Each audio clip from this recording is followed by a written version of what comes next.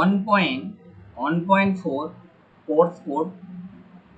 তো BEd first semester 25-27 জন্য 5 তারিখের অগ্রিম শুভেচ্ছা, এবং ক্লাসের সাজেশন তোমাদের যে রেডি করা হয়েছে পরীক্ষার জন্য, অর্থাৎ course language approach the curriculum.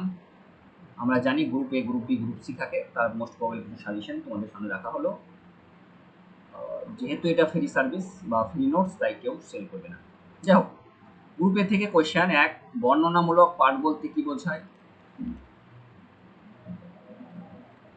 2, পাঠ্যক্রম ভাষার বিস্তৃতি বলতে কি বোঝে? 3, মুক্ত ও বদ্ধ প্রশ্নের মধ্যে পার্থক্য কি? 4, বহু ভাষাবাদ বলতে কি বোঝায়? 5, শ্রেণীকক্ষে সমাজবিজ্ঞানে শিক্ষণ শিক্ষকের দুটি ভূমিকা কি? 6, প্রশ্নকরণ কি? 7, ভাষা উপভাষা কাকে বলে? 8, একটি আদর্শ ভাষা দুটি বৈশিষ্ট্য। গ্রুপ বি থেকে 5টা থাকে, 3টে করতে হয় 5 মার্কসে, 3 5 15।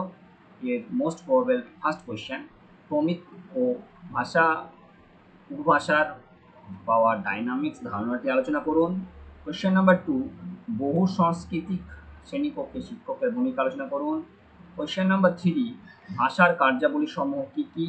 কোয়েশ্চেন নাম্বার 4, আখ্যানধর্মী পাঠের বৈশিষ্ট্যগুলো আলোচনা করুন। আখ্যানধর্মী পাঠের একটি উদাহরণ দিন। নেক্সট কোয়েশ্চেন 5, স্কিমা তৈরিতে শিক্ষকের গুরুত্বপূর্ণ ভূমিকা আলোচনা করুন।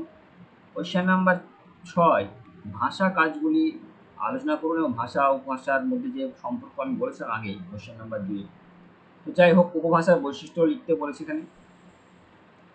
গ্রুপ সি থেকে আমাদের একটা কোয়েশ্চেন করতে হয় 10 মার্কসের। প্রথম প্রশ্ন হলো, চমস্কির ভাষাতাত্ত্বিক ধারণা বিকাশের ক্ষেত্রে কি অবদান ছিল তা আলোচনা করতে বলেছে। এবং কোয়েশ্চেন নাম্বার 2,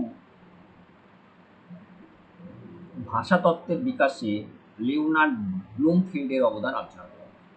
তোমরা এখান থেকে মোস্ট খুব ইম্পর্টেন্ট কিছু সাজেশন দেওয়া হয়েছে, দেখে যাবে, পড়ে যাবে, কনসেপ্ট ক্লিয়ার রাখবে, ভালোভাবে প্রত্যেককে পরীক্ষা দেবে। আশা করি সবাই ভালো পরীক্ষা দাও। বেস্ট অফ লাক সবাইকে, অগ্রিম শুভেচ্ছা বিএড 25-27 সেশনে সবাইকে।